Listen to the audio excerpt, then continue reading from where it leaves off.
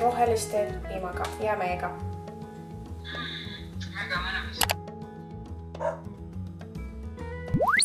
Ciao! Ciao, ciao, ciao! Mina olen Eliise. Mul on väga hea meel, et sa selle video peale vajutasid. It's gonna be a great one. See video title on natukene discouraging võib-olla, aga ma luban, et tegelikult see on just üks tohutult positiivne video. Ma kavatsen videos puudutada nii benji aspekti oma elust kui ka lihtsalt iseenda personaalset aspekti oma elust. Sest et praegu on september, sügis on. See toob endaga kaasa nii palju huvitavaid asju ja võib-olla kõigil on hetkel nagu rohkem aega, kui oli varem. Võib-olla ennast analüüsida. Tulevad ilmsiks mingid asjad, mida me oleme läbi suve lihtsalt kuhugi nagu kõrvale pühkinud. Ja siis me lähme benjiga jalutama, ma näitan sükest poolt ja veits asju, mis me benjiga teeme. Ja siis ma räägin ka lihtsalt natukene enda elu muutustest. Ma räägin natuke sellest muusika osast ja natukene oma tööst, sest ma mõtlesin, et ma ei ole sellest üldse rääkinud. Igatahes, alustame benjist. Kes vaatas mu eelmist videot, siis see oli sellest, me kolisime Tallinnasse, olime natuke aega siin ja mina ja Sander käisime reisil Itaalias, mis tähendas seda, et benji läks natuke Saaremaale ja siis mul oli ka kool kohe peale reisi, et siis benji umbes roughly 2 nädalat oli Saaremaal, et me saaksime siis tagasi Tallinnasse tuua, mida me ka tegime. Ja kui me tulime tagasi Tallinnasse, siis oli suht jama, sest juba Saaremaal me käisime jalutamas, ma tunnen, et ta nagu üldse ei kuula mind, ta on väga närviline, kui me jalutamas käisime, see oli hästi ebameeldiv. Ja siis kui me tulime Tallinnasse, siis ka siin me ei saanud nagu me jõudsime suht õhtul ja ma sain juba siis aru, et okei, et siin peab mingisuguse teistsuguse lähenemise tegemast, et see lihtsalt ei toimi nii, kui me esimest korda tulime Tallinnasse, siis oli täpselt sama jama. Et kõik oli keeruline, ma ei saanud üldse hakkama, lihtsalt ongi see, et nii mingi 4 päeva on siuke nagu adjusting period, kus ta tunneb ennast nii ebamugavalt ja iga kord, kui me käime jalutamas, ma loodan, et ma ei tea, kas see on nagu seda väärt. Ja see principle, mille järgi ma tegelikult nagu toimisin nüüd eelmine nädal ja mis ma välja mõtlesin, oli päris hea ja ma mõtlesin, et ma jagan seda. Me jõudsime üsna hilja kohale ja sellel õhtul ja terve järgmise päeva jalutuskäigud me tegime ainult nagu samas piirkonnas, ehk siis põhimõtteliselt ümber maja. Lihtsalt, et ta saaks selle nagu maja ja nagu selle kodu ja see täiesti selle piirkonnaga nagu uuesti tuttavaks, sellega tunneks ennast mugavalt. Siis sellest järgmisel päeval lähme natuke edasi, et seda nagu piirkonda, kus me käisime hästi vähehaaval nagu suurendada, sellepärast, et tema triggerid praegusel hetkel on teised inimesed, üksikud inimesed ja nagu inimesed, kes on kaugel. Kui on palju inimesi, kes lihtsalt lähevad mööda, siis teil on nagu suva, aga miskipärast jah, nagu üksikud inimesed kaugel, nagu ta lihtsalt friisib, vaatab neid nagu hakkab haukuma vahepeal, et ta tunneb ennast ilmselt natukene ohustatuna. Ja ka teistest koertest mööda minemine on praegu väga keeruline. Ilmselgelt kogu selle asja põhjuseks on kindlasti ka ta vanus, et on 10-kuune praegu. Tal võib olla second fear phase, aga samas ma arvan, et ma olen paljuski ka nagu natukene ise süüdi. Kui me ta võtsime, siis see sotsialiseerumise osa oleks võinud jääda benjile nagu turvalisemaks. Väga palju on olnud selliseid juhuseid, kus mingi inimene tuleb meie juurde ja küsib mu käest, kas ma võin su koera paitada. Ja siis ma ütlen jah. Ja siis selgub, et see inimene, muidugi ta on hästi tore ja hea tahtlik, et see nagu mõte ei ole üldse halb. Aga ma saan aru, et inimesed ei oska tihti nagu koertega käituda ja katsutakse benjit nii, et ta ehmatab ja ta ei saa aru ja niimoodi peast ja nagu lihtsalt inimesed ei saa aru, kuidas koertele läheneda ja benjil on olnud nii ebamugav, et ta on olnud sunnitud sellistesse olukordadesse, mis ei ole üldse positiivne. Samuti ma jätaksin ka ära ka selle liigse mängimise kogu aeg kõikide koerte nuusutamise ja jalutamise ajal. Et kui me jalutame, siis me ikkagi jalutame ja ta on minuga koos. See, et me nagu tutvustan teda nüüd mööda minevatele koertele, nad nuusutavad, see ei olnud nagu parim valik. Seda ma lihtsalt rohkem ei teeks. Et kui nad saavad mängida, siis me mängivad lahtise rihma otsas ja niimoodi nad kohtuvad ja siis nad on, et praegu kui me kõnnime, siis ta tahabki kõikidele koertele minna tere ütlema ja ta ei suudagi mulle keskenduda enam. Mis on tõesti loogiline, sest et see minu viga. Me käisime nädalavahetuseks, käisime Saaremaale, tulime uuesti Tallinnasse tagasi. Täna ja eile tundus super, et me ei olnud nii kaua ära, pluss ma sain ikkagi kogu aeg temaga ise tegeleda. Natukene oli ikka seda, et inimesi vaatas, taukus ühe vanamehe peale päris palju.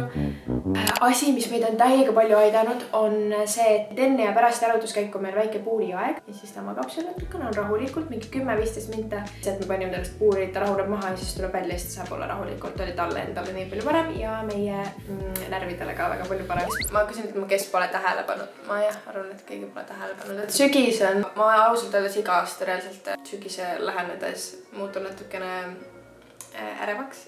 Ma kardan, et mul tekib haige sügismasendus iga kord ja iga kord tuleb sügis ja ma lihtsalt armastan seda, nagu see on nii ilus ja nii tore ja mul on reaalselt lihtsalt nii meeldib. Ma panin isegi 2 küünalt panema näha ja siin on üks ja siis siin on teine. See ei ole väga efektne, ma lootsin, et see on natuke efektne. Mulle meeldivad need sombused ilmad, see creepiness. Ma mainin ära, et ma vihkan õudusfilme. Aga kuidagi see sügisene creepy vibe on lihtsalt nii meeldiv. See on nii kuidagi hingeline ja nagu spirituaalne aeg. Inimesed on rohkem kodus, peavad nagu rohkem enda sisse vaatama. Mind hullult kõnetavad kõik spirituaalsuse teemad ja müstilised teemad. Ja sügis on ka täiega selline lahtilaskmise aeg. Nagu nii palju on sügiselt õppida lahtilaskmise kohta ja muutuste kohta, kui ilus see võib olla, isegi kui see tundub nagu suremine, isegi kui see tundub nagu hirmus. Ja kes teab, siis ma lahkusin Little Mess bändist. See uudis tuli just natuke tagasi välja, ma nüüd ei tea, mida see video alles läheb, see võib olla mingi 2 aastat tagasi. Ilmselt mitte. Et minu jaoks see lahkumine oli õige asi, aga muidugi ma igatsen kõiki nii väga sealt Vika ja Johannaga koos olemine, laulmine ja laval olemine ja esinemine lihtsalt muidugi ma haigelt igatsen seda. Aga jah, ma tundsin, et aeg on väikesteks muutusteks ja ongi. Ja paljud on mu käest küsinud, et kuidas mul siis muusikaga jääb, et mis ma siis tegema hakkan ja ma ei tea. Ma olen väga suur lugeja ja on selline raamat nagu Big Magic, Elizabeth Gilberti raamat, see on üks mu lemmikraamatuid ever. Ja ta toob seal välja selle, kuidas on väga tähtis enda nagu loovaid pooli nagu toetada.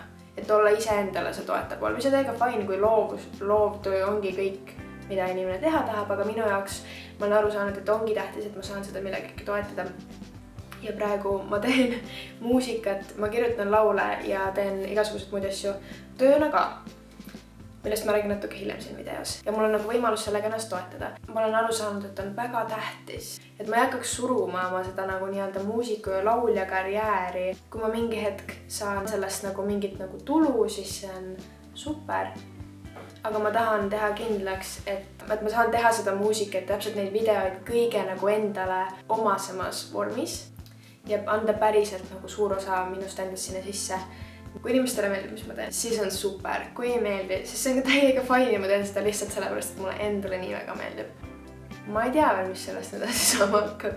Aga mul on paar mõtet. Kui mul tekivad mingid kindlamad plaanid, siis ma luban, et ma annan teile esimesena teada. Ciao, Pancho. Ciao.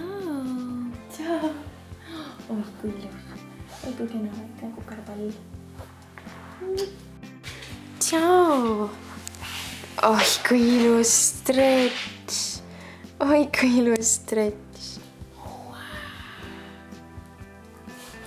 Oi, kui ilus poiss. Oi, kui kena. Oi, kui ilus stretch. Üks kohutult hirmus angle on see. Ja meil on siin kõik lihtsalt nii tohutult sassis ka praegu. Ja ma ei taha seda eriti näidata. Lähme välja, avastasin just, ma tegin enne teed, mida ma näitasin. Ja ma unustasin seda juua, mis nagu juhtub kogu aeg, ma teen enne teed ja siis ma mingi hetk saan aru, et okei, ma pean nüüd kodust ära minema.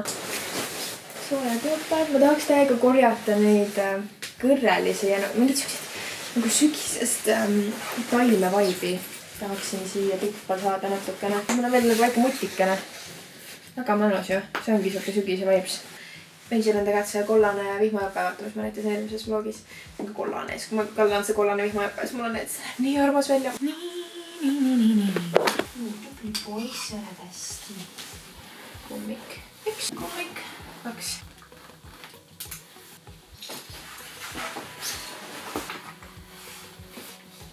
Vaatmi?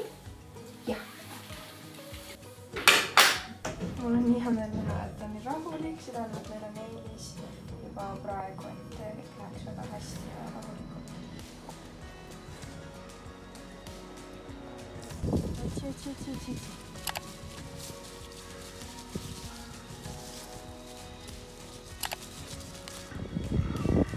Jee, tubli poiss, hästi, otsi.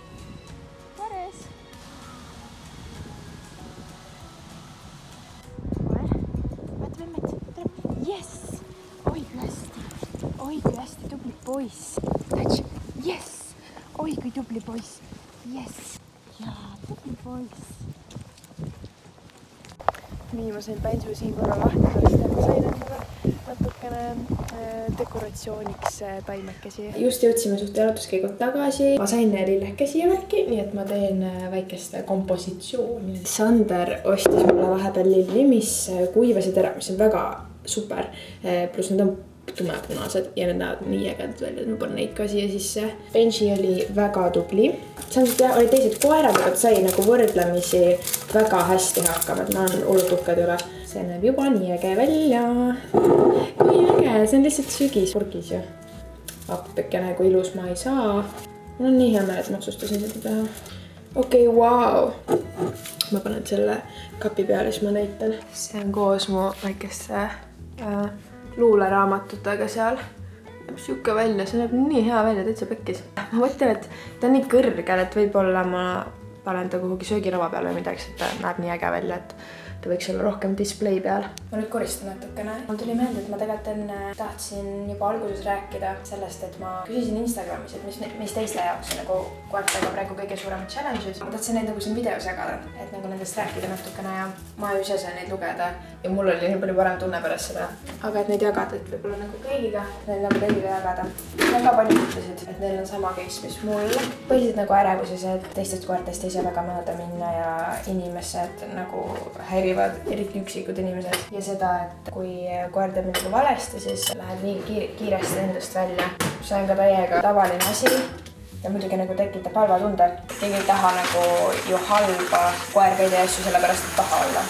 Ma ise vähemalt olen õppinud endaga selles suhtes olema väga chill, et see on okei, kui ma lähen närvi, aga siis ma pean nagu leidma selle rahu mingi space'i või hetke. Kui ma lähen närvi, siis me istume maha ja ootame seal natukene või siis tuleme koju ja lähme pärast uuesti jalutama. See on ju tähtis, et see koera peal seda välja ei ela ja tuleb leida mingisugused head vahendid sellega töötamiseks. Keegi ütleb, et hämarus, teised koerad, eriti kui nad peaks vastu reageerima. Väikesed lapsed, kes tunduvad põnevad. Seda hämarusest nad ei näe nii hästi ka, sest nagu ongi kõik tundub nii palju hirmsam ja nagu ohtlikum. Sest Benji ka kohe kui on pimedam või hämardam ja siis kui tuleb vastu, sest ta on nagu, hakkab kohe nagu ta ei hakka haukuma, aga ta teeb seda puff. Keegi ütles, et kutsa pole ikka täitsa aru saanud, et inimesi ei tohi närida. Ma ei tea, kui vana koer tal on, aga ma tunnen, et me oleks, ma ei anna jällegi nõu, nagu liiga palju seda ei korrektinud. Aga muidugi ta ei närid ka tugevasti, muidugi, et mitte, et see oleks nii palju parem. Aga ma ei tea, ta läks üle. Ta lihtsalt, nagu see beebina ikkagi närid rohkem asju ja see on, ma arvan, et see läheb vanusega nii palju paremaks. Pide selgeks käsklus hoia ning külaliste tulekul mitte nii elevile minna. Ja reaalselt. Selle nagu balanssi leidmine, kas lubad külalistele üldse vastu minna, kuidas siis käituda üldse koeraga, kui külalised on lähedal. Igal inimesel tuleb leida see enda balanss, aga ma ei ole ka veel täpselt välja mõelnud, kuidas käituda, kas Benji üldse panna oma koha peal, et ta ongi nagu seal. Kirjutati veel, et rihmaga jalutamine. Mõned päevad on super, aga teistel päevadel jälle sikutab. Ma arvan, et meil kõigil on täpselt samad probleemid ausalt öeldes. Aga ja ma mõistan seda ka väga. Me lähme Sandrile, ta tuleb koolist ära, siis me lähme talle sinna vastu. Et siis Benji saab natuke bussiga sõita, mis saab olema väga huvitav.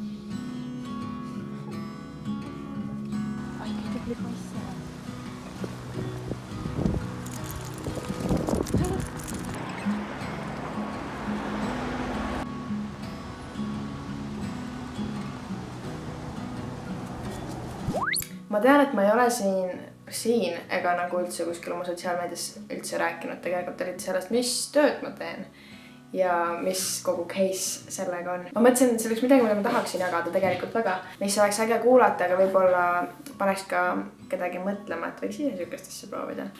Ma olen vabakutseline praegu. Ma mõtlesin, et ma laulan inimestele nende nagu laule sisse, ehk siis nagu müün oma vokaali ja ma kirjutan laule ka. Ma teen seda praegu sellisel platvormil nagu Fiverr. See on nagu üleüldiselt siuke vabakutseliste website, et see ei ole ainult nagu muusikale, vaid sa võid seal ka nagu mingi teha, et ma joonistan sulle 2 euro eest päkapiku, mingid siuksed asju.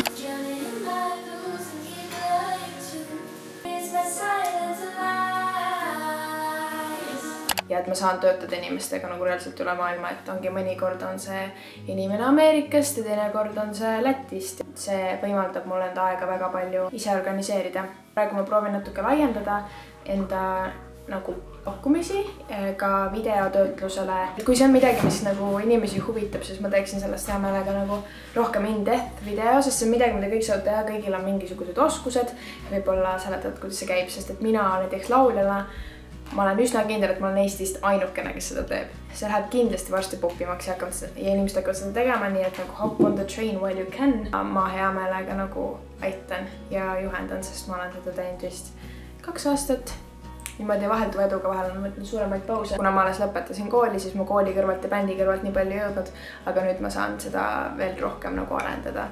Ma iseenesest loodan, et ma mingi hetk saaks ka Eestis aidata artistidel lugusid kirjutada. See on üks mu eesmärke ja või noh, niisugused goale praegu. Ma pole nii palju eesti keeles kirjutanud, mida ma olen nagu oma nime all saanud välja anda, aga selles ma kavatsen seda muuta. Kui kedagi huvitab sellest nagu lähemalt kuulmine, siis let me know ja ma teeks hea meelega sellest video. Ma tegelikult käisin ju koolis ka. Mul oli esimene sess, kes siis ei tea, siis ma õpin sotsiaalmeedia spetsialistiks Tallinna majanduskoolis. Meil on sessioonõpe ehk siis 6-4 päeva on väga intensiivselt, ongi 8 hommikul, 8 õhtul on tunnid. Meil oli esimene sess ära ja ma tegelikult tahtsin seda filmida ja nagu teha siukse vlogi taoliselt, kuidas ma selleks valmistun, kuidas seal läheb ja siis nagu pärast mingid muljed värki. Ja ma hakkasin seda filmima ka, aga ma olin nii mingi teise päeva lõpuks ma olin juba nii väsinud, et ma reaalselt ei suutnud mitte midagi teha. 3. päeva lõpus ma põhimõtteliselt surin ära. Kool on nagu suurepärane, nagu imeline, ma reaalselt ei suudaks paremat asja nagu oodata. Lihtsalt, et ikkagi, kui sa oled nagu 12 tundi järjest räigelt huviga ja päriselt keskendunud ja kuulanud, siis kui ma sealt tagasi tulin, ma olin lihtsalt läinud. Et see 3. päeva lõpus mul oli siuke natuke breakdown, sest ma olen nii väsinud lihtsalt. Aga võib-olla samamoodi, kui see kedagi huvitab, siis ma võin seda järgmine kord uuesti proovida ja midagi nagu välja mõelda.